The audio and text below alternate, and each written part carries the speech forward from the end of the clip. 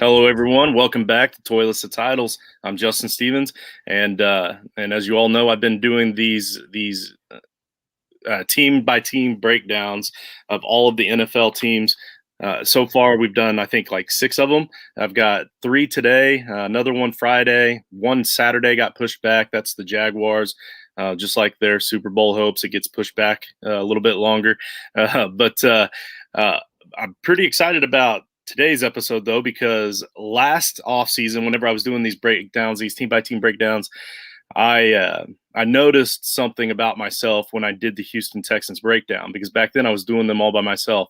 I was completely uninterested. It was a boring show. It only got 11 views, like by far the absolute worst episode we've ever done.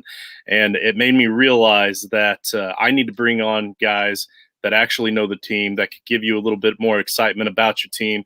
And that's what I've done with these offseason breakdowns. So I have the Texans to thank for that. But today's guest, I'm going to go ahead and introduce him. It's Ewan he's the host of the Turn Up for What podcast. And it's podcasttexans.com. He is live from the British Isles, as he likes to say. Ewan, how's it going today, bud? Yeah, very well, thank you. Appreciate the invite. Yeah, and like I said, you're a big Texans fan, and that is very prevalent by your show. Obviously, not just because it's called Turn Up for Watt, but you talk Houston Texans, you talk all Houston Texans, and I do want to promote one episode that you did recently with John McCain.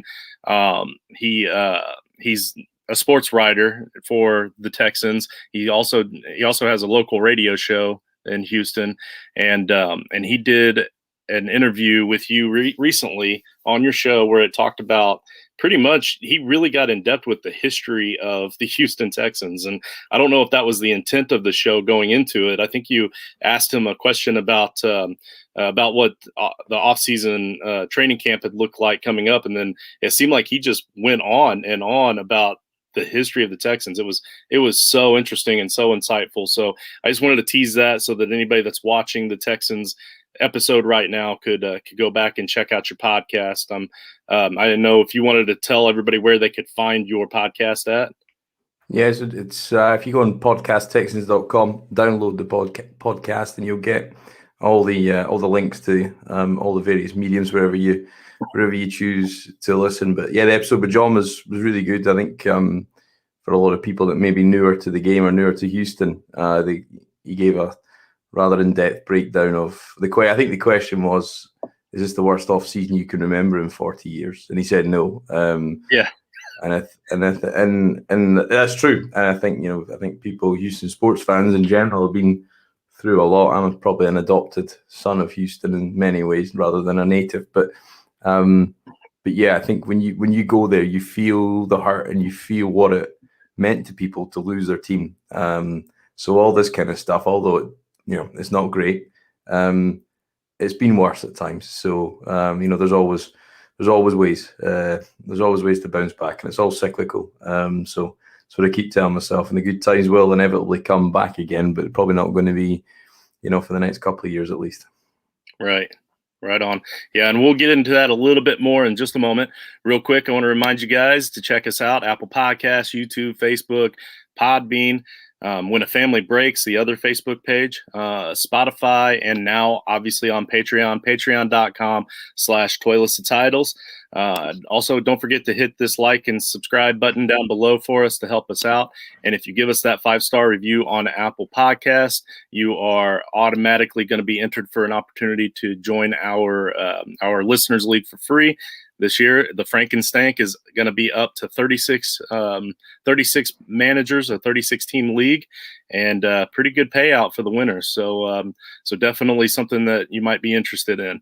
Let's see. Our main handle at Toilets to Titles, and then, of course, all the other guys' handles, but I'm going to scroll them down here at the bottom as this show's going on. But let's get right into it, Ewan. My biggest question, I have several, since it's just you and me on. I'm just going to fire away questions and see what you say. But my biggest question, as a dynasty, do you happen to play fantasy football? I've made a habit of not meddling in the dark arts. I think, Okay, in the dark art. yeah, I don't know. I'm reasonably new to the game. Probably been watching it for about 10 years now. But for me, I always find there's so much schematics, so much intricacies of this game that you can learn. I've never had time, to be honest. So I'm still trying to master the basics. So yeah, it's never something I've been involved with. Yeah. Yeah, no, I understand that, and that's not a problem at all. We can definitely keep this NFL centric because it really does go hand in hand, and that was the idea behind these shows. One of the ideas behind these shows. So my big concern as a Colts fan, then we'll just look at it from that angle. So as a Colts fan, looking forward to playing your team, twice a year, every single year. You guys picked up Davis Mills in the draft in the third round, and I'm just wondering, like, what have you heard out of the Texans camp about the future of Watson? I think everybody pretty much at this point assumes that he's not going to be a Texan, even if everything kind of dies out and he moves on.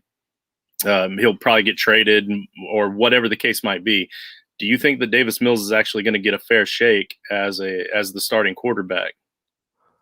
I think that'll depend a lot on factors that are probably not within Davis's control. I think you've got Tyrod Taylor there, who's had incredibly bad luck, who, by all assumptions, will be the starter this season in Houston.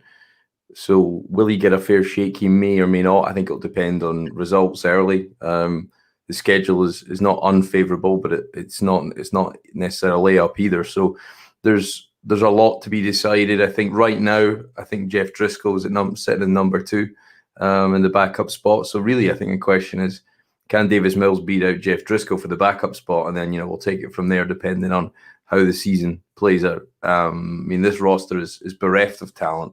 It will not be good to watch, and they will struggle to win games. They'll struggle to score points, and they'll struggle to stop their opponents scoring points. So the real fundamentals of a good football team are lacking.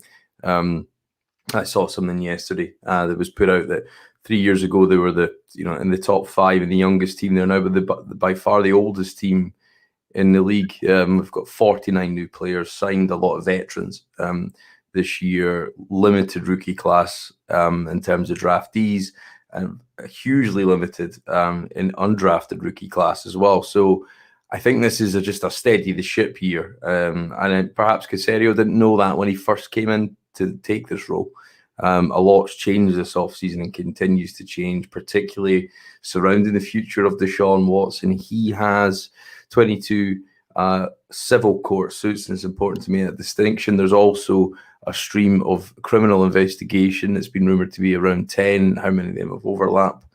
We don't know, but there's a huge legal process to get played out. And I think, not for the first time in the last 2 years of this football team, it's not been about football, and it's been about things that have happened off the field rather than what's happened on it. So I think that I spoke with a guy at the weekend, somebody who I do trust, and he has given me some great information in the past. And he told me a story that that was the first time, or an anecdote rather, that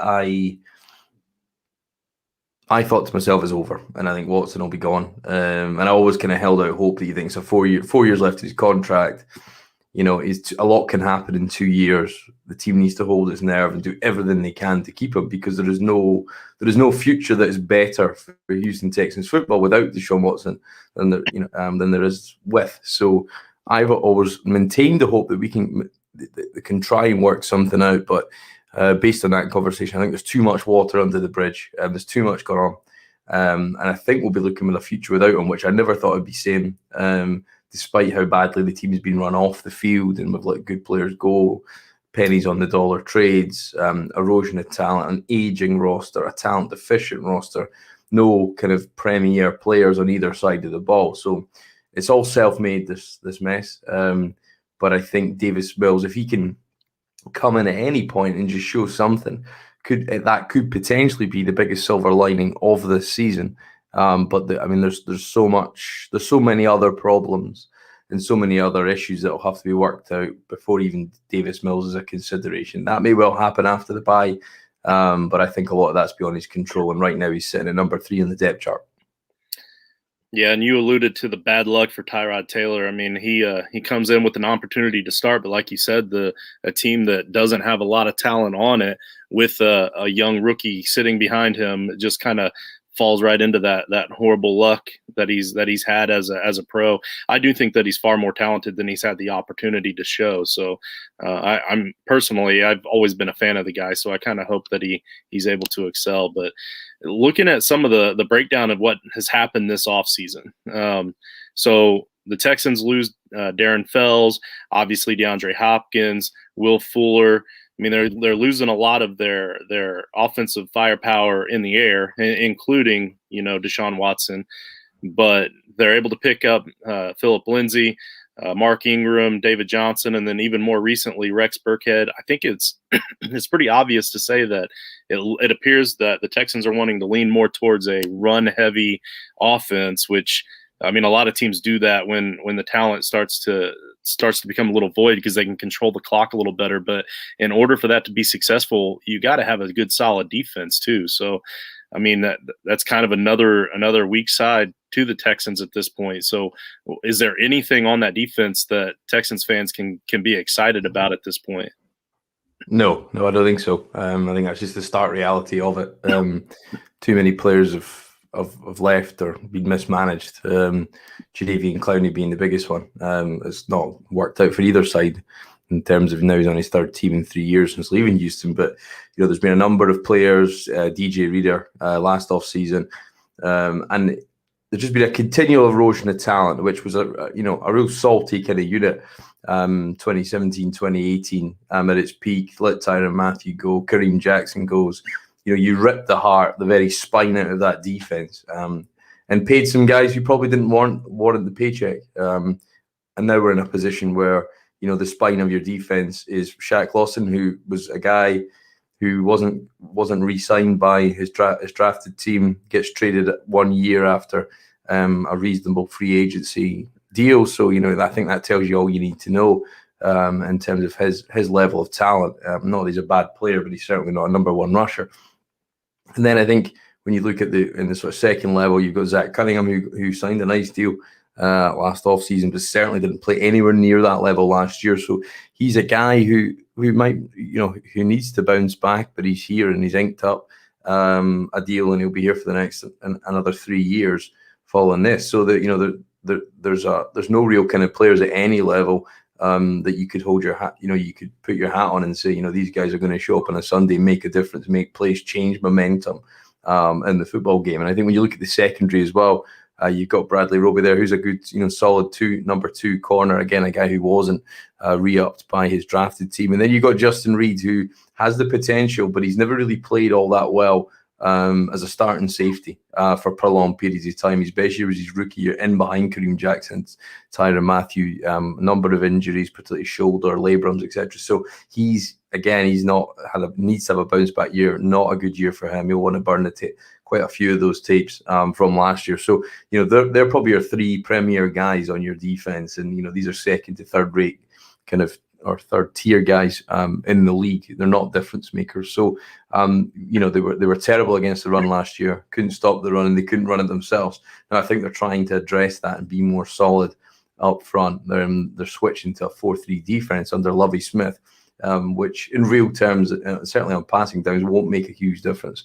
If they can use that new system to solidify themselves against the run, then they'll give themselves a better chance in games. But last year, despite Watson having a career year, they couldn't run the ball themselves. They couldn't stop teams running on them. So it was a recipe for a number of defeats that, with some small tweaks here and there, schematically and personnel wise, just to solidify, the trenches. Then we would have been probably closer to 7 or 8 wins. 2 against the Colts, which we coughed up, to name a couple. Right. I guess Yeah, this is definitely the most depressing of all the episodes I've done so far.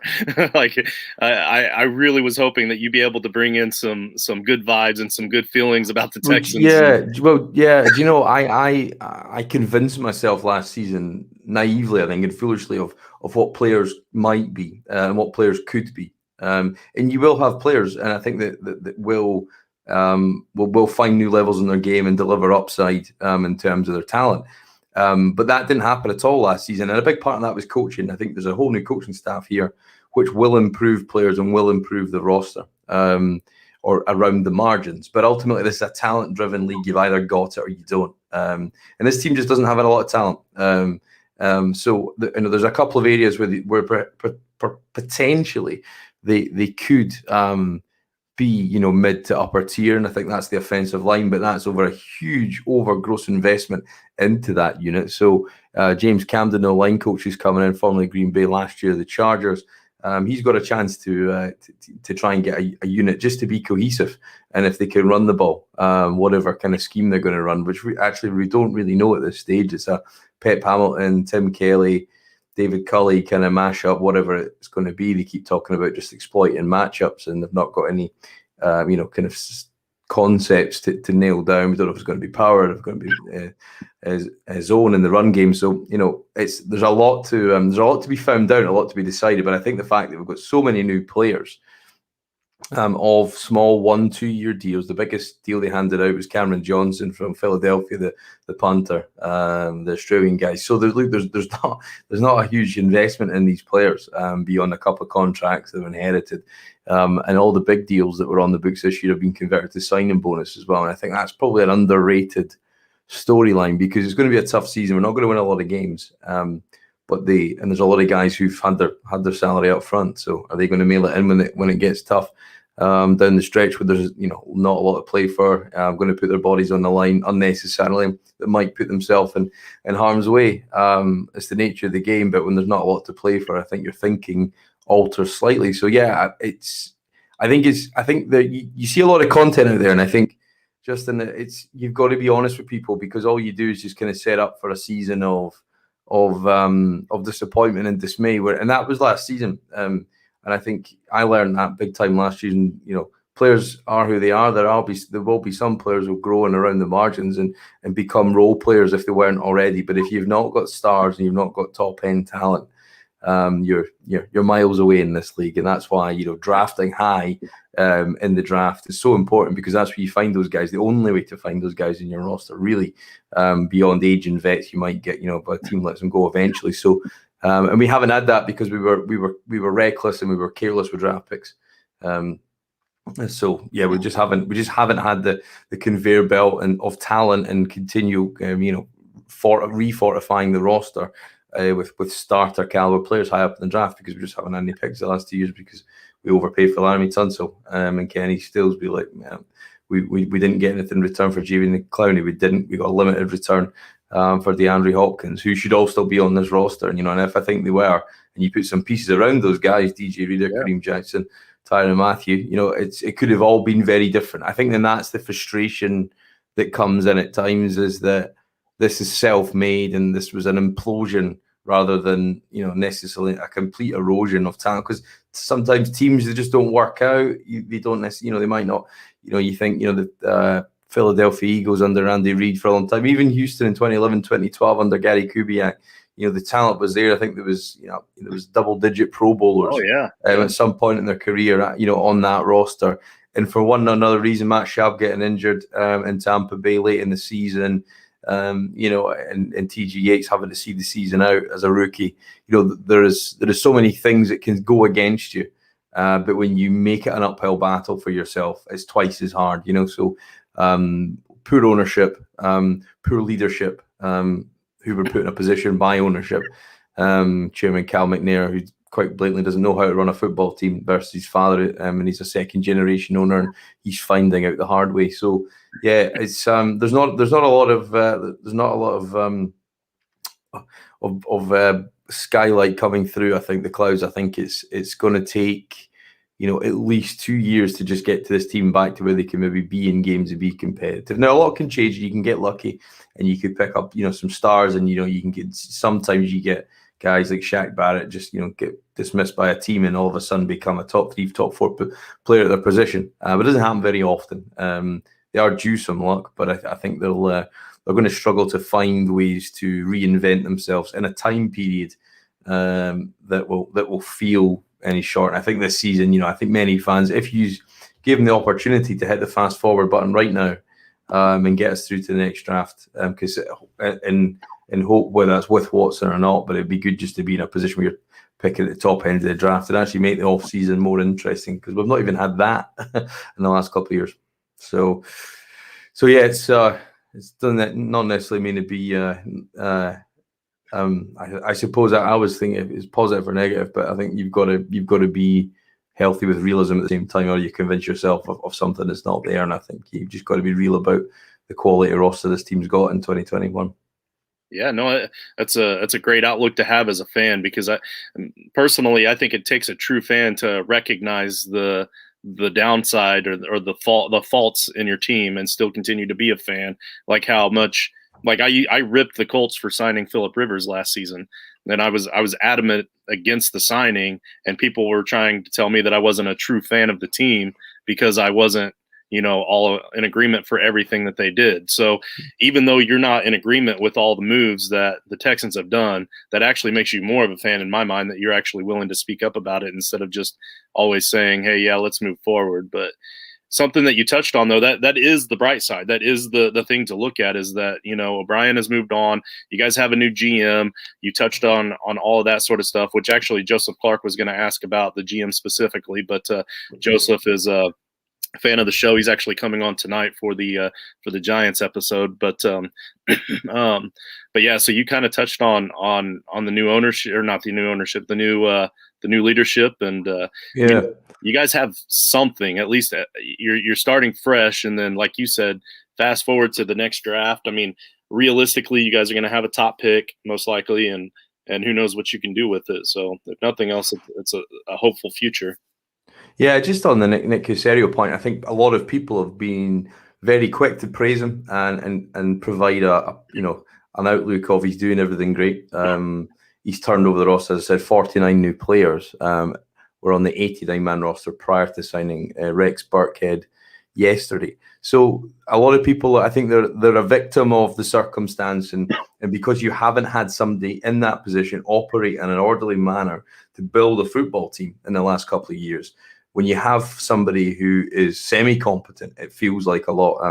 It feels like a big step forward. I'm still reserving judgment on everything Caserio's doing. I don't believe he needed the scale of veterans, a free agent, because my issue with that is we're spending quite a lot of money. We're preventing ourselves from spending further dollars and further years and reducing our rollover on the cap. And a lot of people say, well, the cap's about to go up, but ultimately there's next to 0 point of spending that money this year in my eyes, because if you lose 16 games, 17 games, and you spend right up to the cap, we've got 6.6 million space right now. If you can do that in a position where you have 60 million space, I think that puts you in a better position for future years, because you can go and be aggressive in free agency. You can go and take players who fit a specific need in your roster. And if you've got a couple of extra dollars up your sleeve, then that couple of million per year, that might get them to come and sign for your ball club. So I don't agree with the scale in which he's brought veterans in. I understand with the short-term deals, but I'd have far rather gone with a huge undrafted class, try and draft as many young guys as you can, allow them to make mistakes this year and next year. So when you're in a time to be competitive, you've really found out they're battle tested and they're in a position to then go and compete and be competitive on a Sunday. But what we've done is the opposite, is we've taken older guys, and by the time these guys prove if they're any good or not, we'll have to either re-sign or replace them. If we re-sign them, we sign them at a higher price because they've proven beyond their prove-it deal. And then if we sign, and then if we have to replace them, then we've just spent the money needlessly. So there's a lot of guys that will not be on this roster when it comes to 53-man cut down. But but he's gone fishing with a big net rather than a pole, I think. And I think that's the bit I disagree with his philosophy. But I mean, I'm sure he's a far smarter man than I am. So I think he may have a plan there. Everybody's very effusive in the praise, and it's popular to credit him right now. But I'm going to reserve judgment. And it's a 2 to 3 year sort of just I wouldn't even call it a rebuild. I've been talked about this yesterday in the podcast about this is year 0 of the rebuild. And if David Mills gives you anything, it's maybe 0.25, 0.5. And it won't be till next year. It's probably year 1 where you can actually start to bring in players who are long-term contributors within your franchise. But we seem a long way away from that. So it feels like we're just treading water this year. All right. One quick question for my target audience on the fantasy end. You don't have to answer it as a fantasy answer, but we're all curious, with the lack of talent that typically leads to teams that are further behind that have to throw the ball a lot. So if they get behind and they're throwing the ball to try to get back into the games, who's the target out there? Like, is Brandon Cooks the guy, and is he going to be able to excel with numbers wise? Obviously, maybe not wins wise, but will he be able to excel? Is Brevin Jordan really going to be the next tight end? That sort of thing. Like, who's going to step up and play big in the receiving game for the Texans? Yeah, I mean, I think Brandon Cooks is by definition will probably be your primary target. I think he's got some limitations in terms of his game. He was renegotiated his deal, so I think this will be his final year. He's got an avoidable year at the end of next season. So yeah, he may well be your primary target. I think Nico Collins from Michigan in the fourth round rather, he could provide some day one readiness. I think he'll take him time to get into the system, and if there is a change in quarterback though this year, I think that will hamper and suppress anybody's numbers. But Brandon Cooks has been a 1,000-yard receiver on every team he's been on. This is his 4th ball club, 3 trades, but regardless of where he's been, regardless of the quarterback, he's produced, and he had a 1,000-yard season, albeit with Deshaun Watson, but he had a 1,000-yard season with Jared Goff. But I suppose that was when the system perhaps hadn't been quite found out by the rest of the league and the tape was out there. So yeah, I think in terms of receiver, it will be Cooks. I think Randall Cobb, I think in the slot, he got injured towards the end of last year, but he was productive. Kiki QT came in later in the season, a guy who was actually, probably his career was damaged by Bill O'Brien, but all the talent in the world, very shifty, very quick guy across the middle, can pick up, the hard yards for you. So, he's a target, and I expect him to be in the rotation. And then you've also got a guy like Chris Conley in there as well, who might well be, the number 3, number 4. So I think the ball, when they do pass it, I think they will probably want to be a run first team. But I think that they've definitely got an offensive line which is far more proficient in pass blocking rather than run blocking. So there's definitely a propensity to think they can throw it. And I think there'll be an emphasis on the ball coming out quick, not holding on, not necessarily trying to go deep all the time like the offense was predominantly made with Will Fuller and Brandon Cooks out there. So there's a receiver core there who could be credible. There's a number of guys there who I don't expect to make the roster. You got Isaiah Coulter from last year from Rhode Island. He was obviously a small school guy, but never got any snaps last year. So I would struggle to think he'll make the roster without any significant improvements through training camp. And at tight end, I think you've got, again, it's a bit of a mixed bag. I think Jordan Aikens is probably your number 1 tight end, but he's not in an 11 personnel setting, I would think. But he's not necessarily going to get in there and get blocking. They obviously traded for Ryan Izzo from New England, and then you've got Kahali Waring, who was a 3rd round pick from a couple of years ago,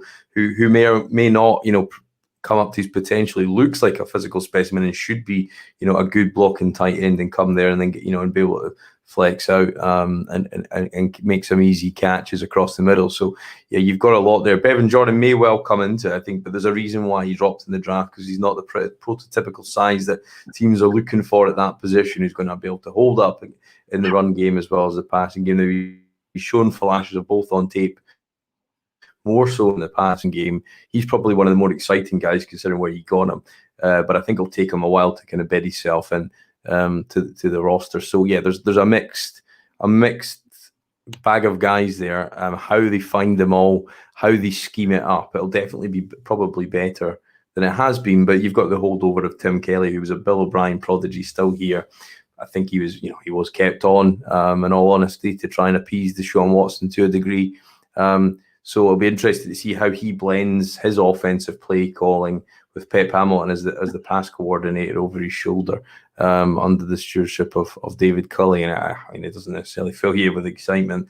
There's a lot of kind of, okay kind of guys, but there's not a lot of people that consistently probably get open and make the passing game what it had been last year. So I think the passing game will go back and take a few steps down in terms of, you're certainly not going to have Tyrod Taylor being mid-tier, I'd think, in terms of passing yards. And that's if he can hold on to the jersey throughout all 17 games, which I think a lot of people would bet against. Yeah. All right. Well, one last question, and then I'll let you back at it.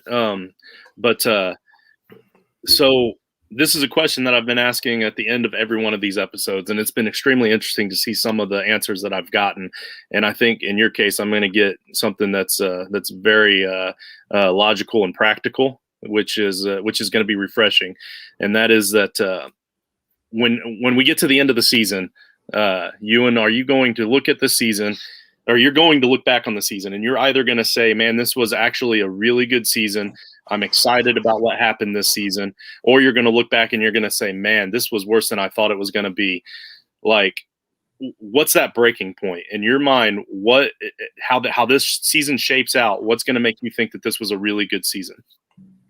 Yeah, I mean, I suppose there's probably not a lot that can come out this season beyond a high draft pick. I think that's just kind of the sad reality of it, I suppose. You're talking about me as a fan.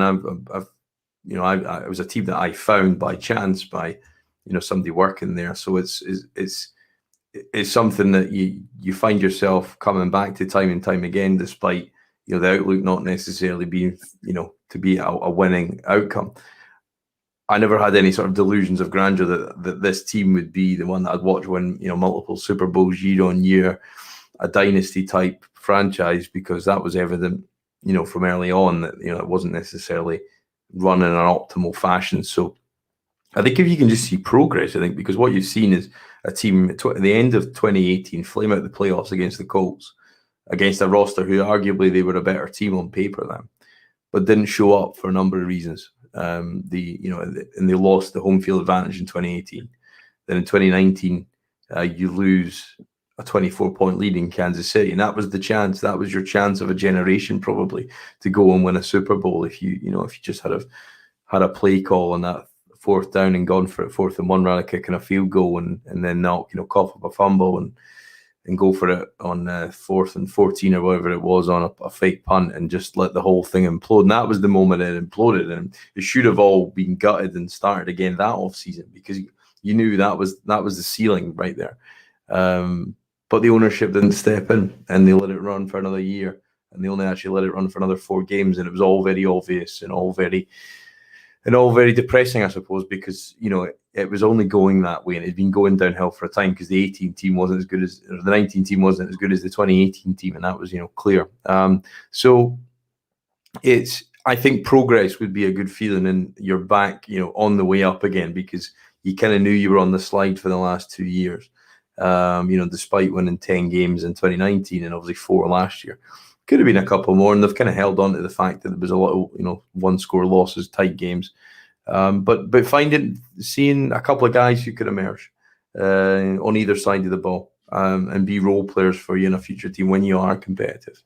And then I think having a whole season to try and get through that, it will be tough at times for everybody watching, but you want to try and feel like you're turning the corner, and you probably won't turn the corner until the seasons are over. So it's kind of like it's been a bit of a marathon in terms of the decline.